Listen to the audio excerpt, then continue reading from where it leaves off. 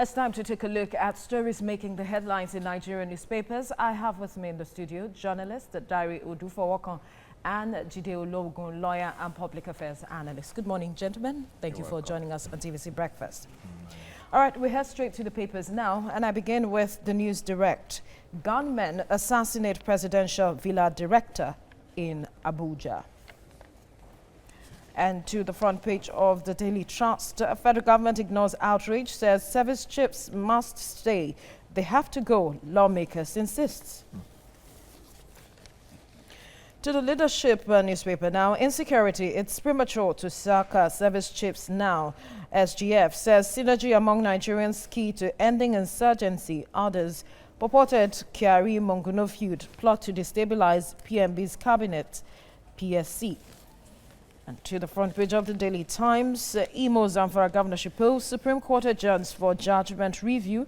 Ihedioha insists judgment is forward. On the front page of the Blueprint, back to the trenches. APC PDP in fresh battle for Imo Zamfara. 60-day window has elapsed, APC tells Supreme Court. Apex Court grants more time for Ihedioha. Decision to review Apex Court's prerogative lawyers. Court adjourns till March the 2nd. And finally, on the front page of the Nation newspaper, Boko Haram hits Chibok as fighter jets pound ISWAP. Many killed, houses razed. Buhari promises freedom of Leah on 2nd anniversary. All right, gentlemen, I'd like for us to look at this sad development on the front page of the News Direct, the assassination of director at the presidential villa. A really sad development, one must say, but it sends a message across. And I wonder what message it is saying to you. I'll start with you, Dari Odufowokon. Yeah, it sends a message across. Well, the usual message. The same thing we've been saying, the same thing we are all observing. The same thing that is actually the reality of our time now. Insecurity. And the worrisome part of it now is that you actually don't even know who will be the next. That's it. The director in Aso Villa, I would say insecurity is taking closer home to those who should be more worried than all of us. Really? Yes, security is the principal business of government. So any government that is unable to secure the people and their properties has not performed.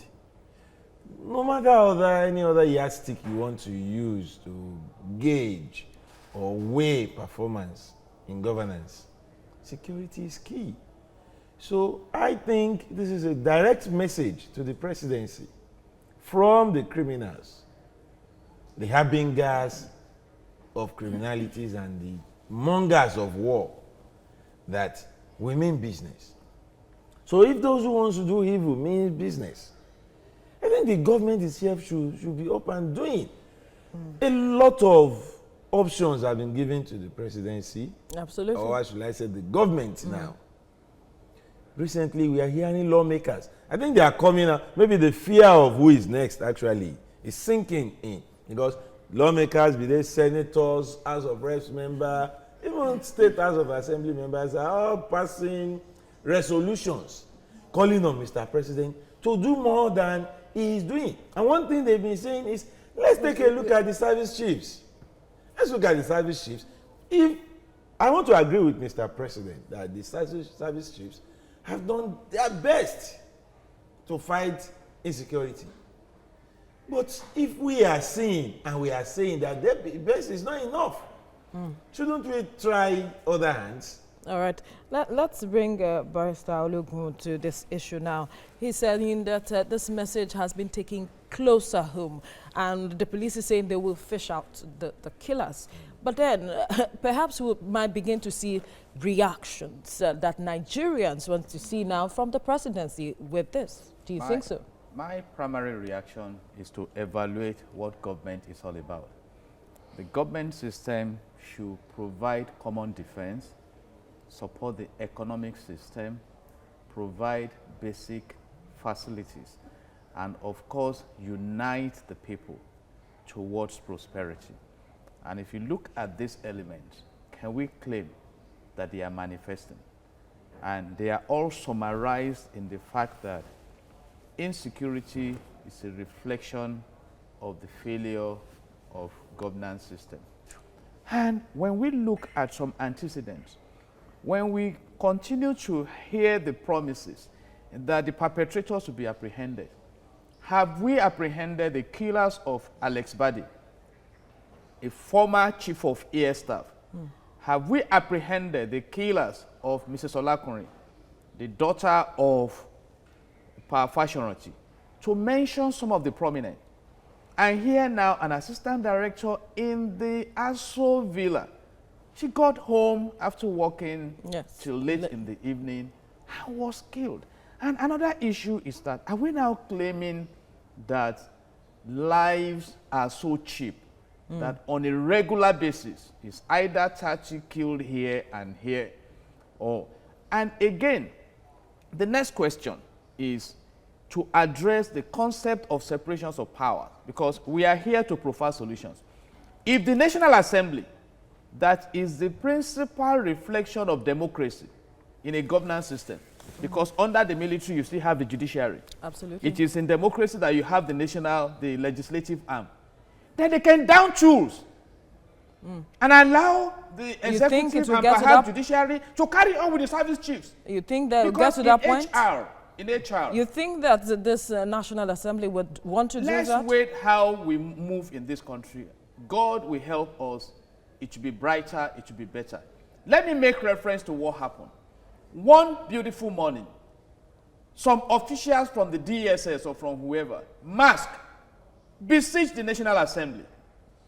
And they only came out to tell us, order from above. Who is the person giving that order from above? That was a desecration of the National Assembly. We haven't seen consequences over time. Recently, a court system was invaded. And I'm bringing in, you see, I think what I see here to help our great nation is that political carrot is beginning to hold some hands down that can wrestle for good governance in this country. And we shouldn't allow it. We shouldn't allow it. Any country that is not secured may not prosper. And if part of the visionary agenda of this government is to translate us from poverty to prosperity, security is critical. Very critical. Areas are screaming, everybody's screaming. But it's up to the Commander-in-Chief of the Armed Forces to take steps that will address these issues. The characteristics of this regime. All right. Thank you so much, Barrister Jide Ologun. Thank you, Dario Dufoakun, for speaking with us this morning. Now it's time to take a look at stories making the headlines in Nigerian newspapers. I have with me in the studio journalist Dario Dufoakun and Jide Ologun, the lawyer and public affairs analyst. Thank you very much, gentlemen, for staying with us. Now let's look at the newspapers this morning. We'll start off with News Direct. It says here, gunmen assassinate presidential villa director in Abuja. That's the bold header in the Nigerian News Direct. Federal government ignores outrage. That's in the Daily Trust. Federal government ignores outrage, says service chiefs must stay. They have to go, says lawmakers. That's in the Daily Trust this morning. The Leadership newspaper says insecurity. It's premature to sack service chiefs now, says SGF. The rider says energy among Nigerians key to ending insurgency. Others purported carry Mongunu feud plots to destabilize PMB's cabinet, says PSC. The Daily Times is saying Imo Zamfara governorship polls. Supreme Court adjourns for judgment review. Ihedioha insists judgment is fraud. The Blueprint says back to the trenches. APC, PDP in fresh battle for Imo Zamfara. 60-day window has elapsed, APC tells Supreme Court. Apex Court grants more time for Ihedioha. Decision to review Apex Court's prerogative, says lawyers. Court adjourns till March the 2nd. The Nation newspaper says here, Boko Haram hits Chibok as fighter jets pound ISWAP. Many killed, houses razed. Buhari promises freedom for Leah on 2nd anniversary. The Daily Sun says, Aso Rock director killed in Abuja home.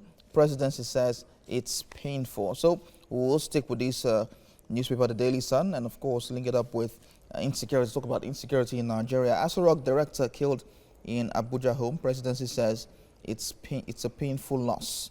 Gentlemen, how do you see this story? Link it up with the fact that we've had insecurity in Nigeria, the Boko Haram insurgency and the likes now. Yeah. You know, it's quite painful knowing that for some times now, Nigerians have been groaning under the weight of insecurity. And right now, what appears to be affecting the people in the larger society is drawing closer to the presidency.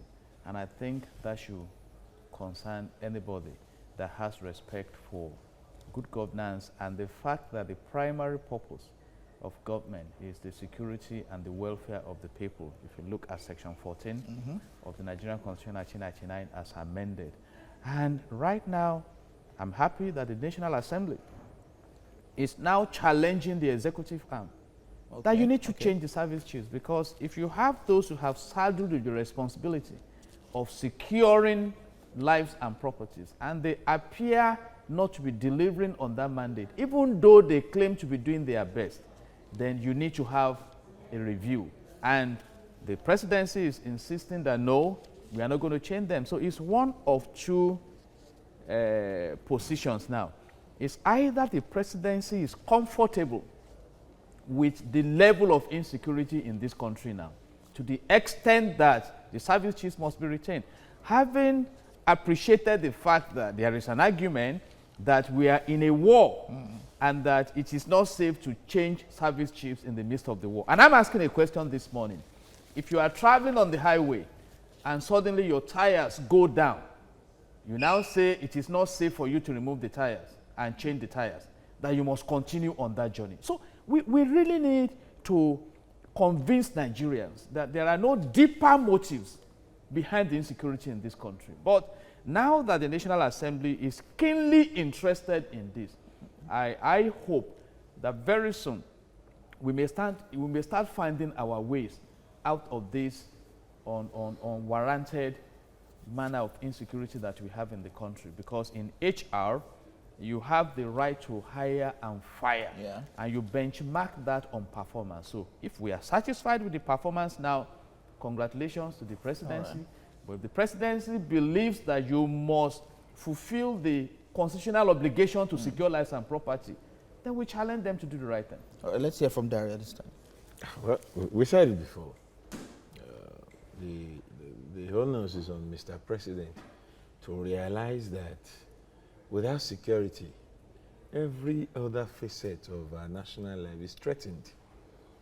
The woman who was killed left office, went home, and got killed by gunmen in Abuja.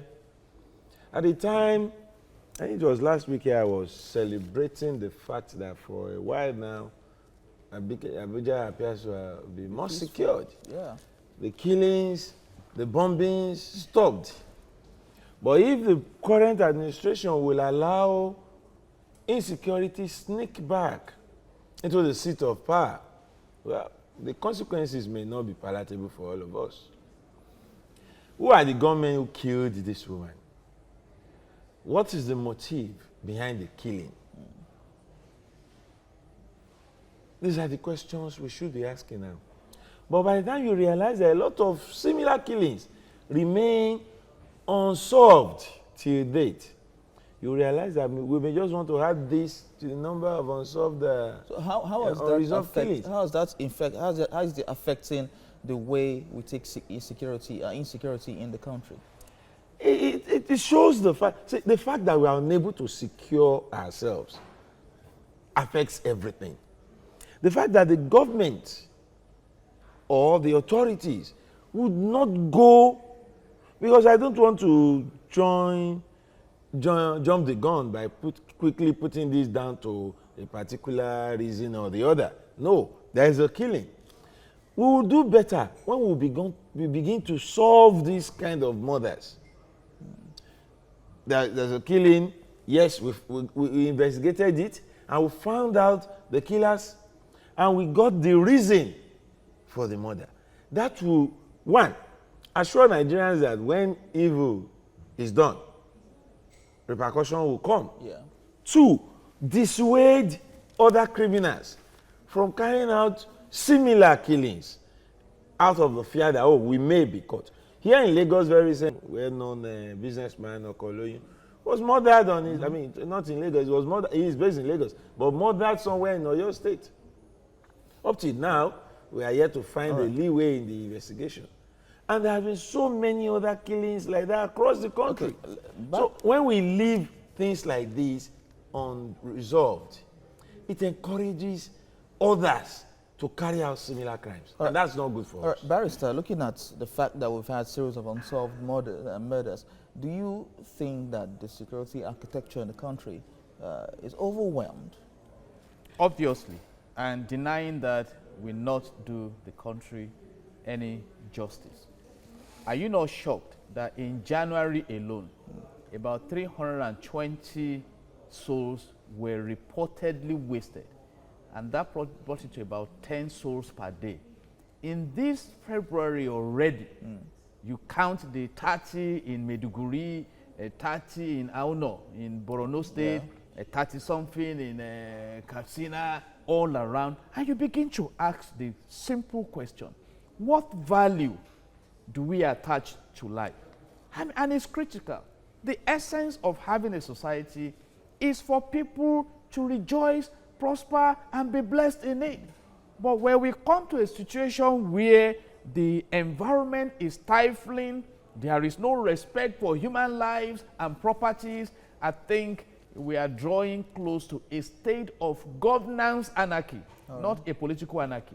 Because even the Garden of Eden, one of the first things God did was to create a garden for security. When you are building, you need a fence first before you start building. And when the fence appears to have collapsed in this country, everyone must be worried. And I want to monitor this challenge between the legislative arm and the executive, because the legislative arm is the unique arm under democracy, and they are representing the people. And like I keep saying, the insecurity of one is the insecurity of all. We don't know who is next. But lives and properties must be preserved in Nigeria, and we must prosper in this nation. Okay. All right. Thank you very much, gentlemen, for talking to us on this development. Of course, you are what... Time now to take a look at stories making the headlines in Nigerian newspapers. I have with me in the studio journalist Dario Udufowoko and Jide Ologun, lawyer and public affairs analyst. Gentlemen, thank you for joining us. You're welcome. We'll head straight to the papers now, and I begin with the news direct. Gunmen assassinate presidential villa director in Abuja. And to the front page of the Daily Trust, federal government ignores the outrage, says service chiefs must stay. They have to go, lawmakers insist. And to the front page of the Leadership newspaper, Insecurity, it's premature to sack service chiefs now, SGF. Says synergy among Nigerians, key to ending insurgency, others. Purported Kyari-Monguno feud, plot to destabilize PMD's cabinet, PSC. And on the front page of the Daily Times, the Imo Zamfara governorship polls, Supreme Court adjourns for judgment review. Ihedioha insists judgment is fraud. And on the front page of the Blueprint, back to the trenches, APC, PDP in fresh battle for Imo Zamfara. 60-day window has elapsed, APC tells Supreme Court. Apex Court grants more time for Ihedioha. Decision to review Apex Court's prerogative, lawyers. Court adjourns till March the 2nd. And on the front page of the Nation newspaper, Boko Haram hits Chibok as ISWAP fighter jets pound ISWAP. Many killed, houses razed. Buhari promises freedom of Leah on 2nd anniversary. And finally, on the front page of the Daily Sun, Asarok director killed in Abuja home. Presidency, its painful loss. Gentlemen, let's talk insecurity, because we see that the majority of the papers are, talking insecurity. And one major story on the front page of the papers this morning is the assassination of the presidential villa director in Abuja. Obviously, this is getting closer home, but we see that the lawmakers have been pressing for the rejigging of the security architecture. And they're also talking about community policing. and we see this, what the Southwest has done. Perhaps the North Central and the Northeast might begin to come together to say, this is what we should be looking at as well, seeing that issues of insecurity are beginning to get closer and closer to us. I'll start with you, Barrister. Let's start from the concept of checks and balances. And that's why we have the three arms of government. And it's a good thing now that the National Assembly is focusing on the executive arm, that you need to do something about the insecurity in the land, particularly holding on the fact that we have service chiefs responsible for securing the nation. And if they appear not to be performing, why don't you change them? But the presidency is saying, no, we are not going to change them. And now, in public relations, you talk about monitoring trends and predicting their consequences. One of the issues we are beginning to have now that must be well managed is that regions and states will begin to rise up to secure their environment and their people and businesses, and trying to snub the central government that appears to be failing.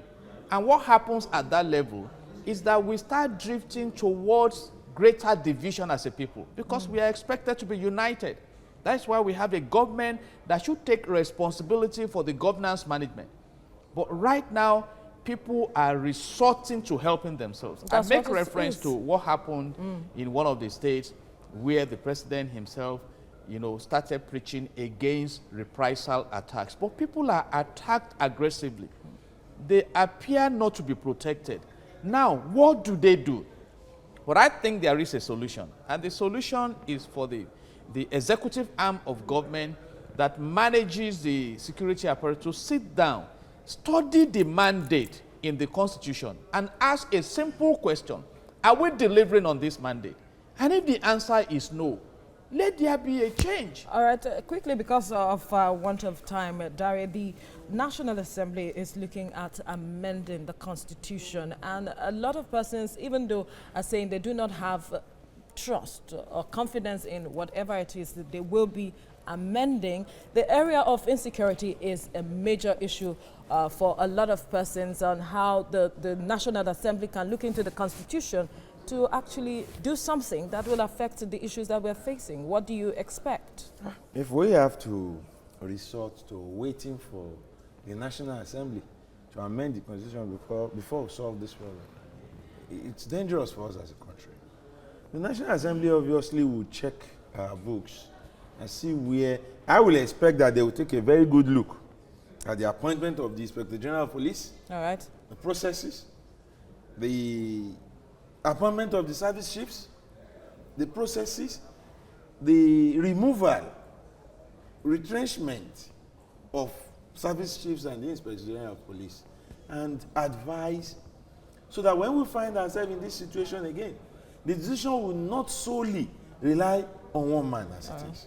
Because we are the National Assembly, who are the representatives of the people, have found genuine reasons, worrisome reasons, to advise Mr. President that, look, let's have a change of batons. Let's change this man and see what it will bring. And Mr. President, whose prerogative it is to sack and hire these people concerned, he's saying, I'm yet to be convinced of the need to change them. Perhaps if we had a situation where it does not behove on only him, maybe we'll fare better. But we cannot continue to wait until then. I think the reality should have dawned on the president by now that we need to rejig the security architecture of this country. And I sincerely don't see how we will achieve this rejigging without tampering with the men in charge. If their best, we said this several times, if their best appears not to be enough, let's try new tricks. And new tricks won't come out of old bags, obviously. Absolutely. Definitely. Thank you, gentlemen, for speaking with us on the Newspaper Review this